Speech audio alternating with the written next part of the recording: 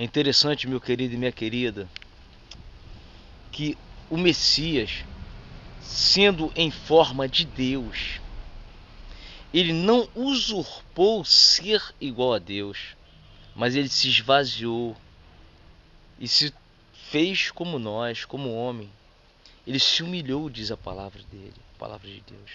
Eu fico pensando aqui comigo, se ele, tendo todo o poder no céu e na terra, né, ele se humilhou, ele se fez como nós. Poxa, quem somos nós para querer ser, pensar que a gente é alguma coisa nesse mundo? Eu sei que muitos não gostam de ouvir essa mensagem, né? Eu sei que muitos não gostam de ouvir esse tipo de mensagem. Eu sei disso. Muitos não gostam de ouvir. Mas a grande verdade, meu querido e minha querida, é que toda a glória, toda a honra pertence a Ele, ao Messias, né? Nós pensamos que somos alguma coisa, pensamos que só por ter um estudo maior, né, um conhecimento, às vezes por ter algumas coisas materiais, né, ter o ouro e a prata desse mundo, ter dinheiro, ter fama nesse mundo, ter sucesso nesse mundo, a pessoa pensa ser alguma coisa. Mas quando nós paramos para examinar as Escrituras, nós descobrimos que toda glória, toda honra pertence a Ele, ao Messias. Toda sabedoria vem do alto para o ser humano. Aí muitos podem dizer, não, mas o homem é que constrói o seu próprio conhecimento. O homem é que é o gerador de conhecimento. O ser humano que é o gerador de conhecimento. É? Tá. Se ele lá de cima falar assim, ó, é agora. Pô, o coração para e acabou tudo. Hã? O coração para e acabou. O homem volta para o pó da terra. Ele vai desce à sepultura e acabou. Então muitos se gabam por ter grandes conhecimento, por ter uma sabedoria imensa e tal, se gabam disso. Veja que o próprio conhecimento, o acúmulo de conhecimento, muitas das vezes faz com que o ser humano se torne uma pessoa orgulhosa, né? Jactanciosa, né? Pelo conhecimento. E muitos se apoiam em seus conhecimentos. Por isso, quando Paulo, o apóstolo Paulo disse, o apóstolo Paulo ele é o nosso apóstolo, é o apóstolo dos gentios. O Messias escolheu ele para isso. É por isso que nós nos alicerçamos nos ensinamentos do apóstolo Paulo. Porque o apóstolo Paulo foi escolhido por ele, pelo Messias, para nos instruir, né, acerca do caminho da verdade. Veja que foi o próprio apóstolo Paulo que declarou essas palavras, né? Que o Messias, sendo em forma de Deus, ele não se usurpou ser igual a Deus, mas ele se humilhou e se fez como nós, como homem.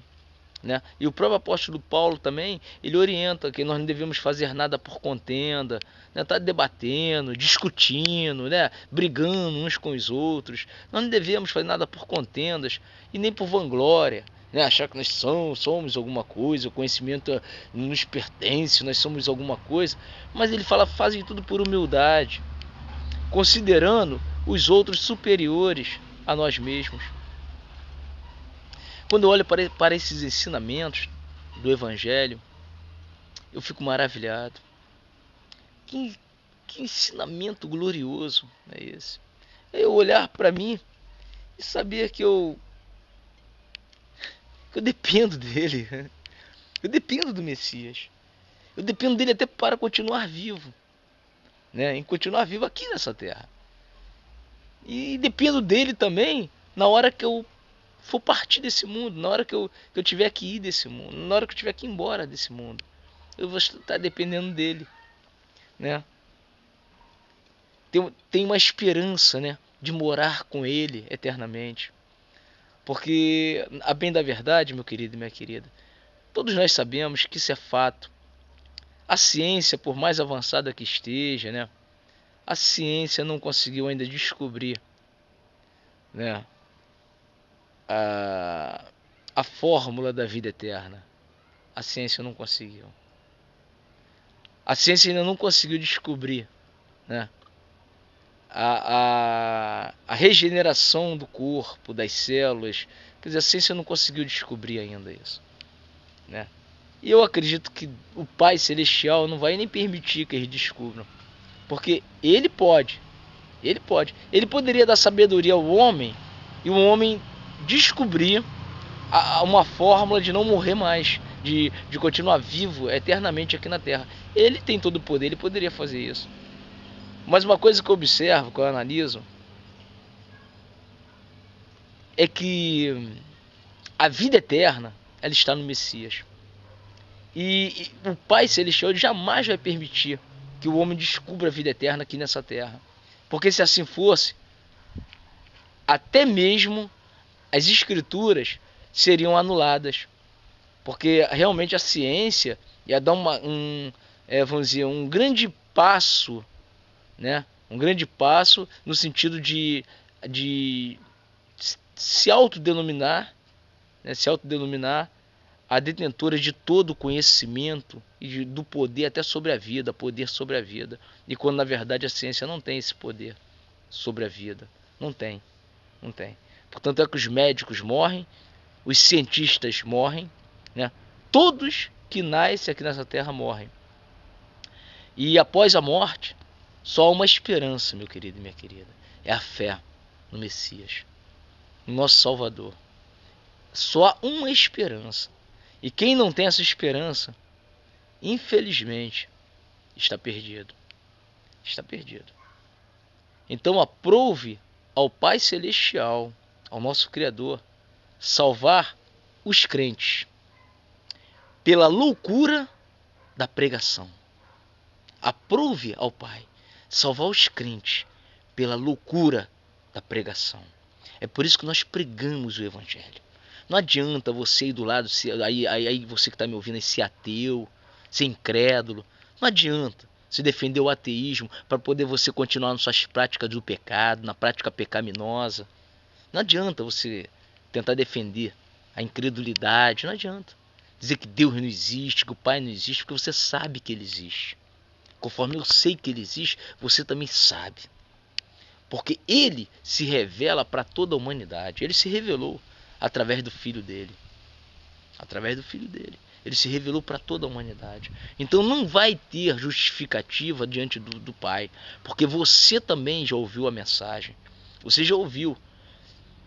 Você já ouviu a palavra. Você que está acessando esse vídeo aí, você já ouviu a mensagem.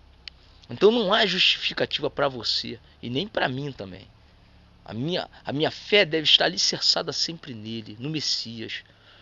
Porque ao partir desse mundo, eu preciso dele, para ter a vida eterna. Que só nele nós temos a vida eterna. Essa vida não há vida eterna fora da presença do Messias. Tá, meu querido e minha querida? Não adianta você se apoiar em sabedoria humana, em conhecimento humano, no método científico, em métodos científicos. Não adianta. É perda de tempo, tá? Você pode ter até o conhecimento de toda a ciência desse mundo, você pode conhecer, né, os estudos científicos, até onde a ciência tem chegado, né, com seus conhecimentos, as pesquisas, né, até onde tem chegado o conhecimento. Mas nunca o conhecimento desse mundo aí há de superar o conhecimento do alto. Porque todo conhecimento vem do alto para o homem, não adianta. Não adianta. Se o Pai Celestial falar assim, ó, acabou, vai ficar alienado, a pessoa fica alienado, ó, tchum, o teu cérebro vai parar de funcionar, acabou, acabou. Não tem mais como você ter entendimento, ter um raciocínio, pensar, né? Não. Me fez lembrar até aquela palavra, né? Penso, logo existo, né? Penso, logo existo. Quer dizer, e se o cara não pensa? Ele vai continuar existindo. Às vezes o cara está alienado, ele não pensa, ele não tem mais condição de pensar, mas ele continua existindo fisicamente, né? E quando ele morrer, né, de qualquer forma ele vai, tem dois lugares para ele ir. Só existem dois lugares, meu querido e minha querida. Não tem o terceiro. Só existem dois caminhos após a morte: céu ou inferno. Creia ou não creia, você vai deparar na eternidade com dois caminhos: céu ou inferno. Se você creu no Messias, você recebeu a Ele como o único Salvador, recebeu a Ele, recebeu o sacrifício dele, o sangue dele derramado naquela cruz, o sangue que ele derramou pelos nossos pecados. Você recebeu a Ele, você creu nele. Ainda que você tivesse pecado, ainda que você tivesse falhas humanas, mas você depositou tua confiança nele. Você passou a ter uma vida de oração, uma vida de santidade. Você começou a pedir a Ele. Você entrou em oração pedindo: Pai, me liberta. Me liberta dos desejos da carne. Me liberta dos atrativos desse mundo aí, ó. Os atrativos desse mundo. Foi o que Satanás ofereceu ao mestre, né? Foi lá no pináculo do templo e falou: ó, tudo isso te darei, se prostrado me adorares, não é isso? Não foi isso que Satanás ofereceu? A glória desse mundo, a fama, o sucesso, né? Mas tudo isso, ó, é ilusão. Pare para pensar, ó. Use sua inteligência, pare para pensar. De acordo com a palavra do Messias, de acordo com aquilo que está escrito na palavra, na essência do Evangelho. A essência do Evangelho. A essência do Evangelho. A essência do Evangelho é algo maravilhoso, meu querido e minha querida. Quando nós nos voltamos para esse Pai Celestial, quando nós nos voltamos para Ele, poxa, nós passamos a ter uma alegria, uma esperança de vida eterna. Coisa que aqueles que não têm a fé, eles não conseguem ter, né? Eles vivem uma vida crendo apenas no momento, né? Vivendo a vida como se a vida nunca fosse, como se ele nunca fosse enfrentar a morte, né? Nunca, não. Fica na graça e na paz, tá?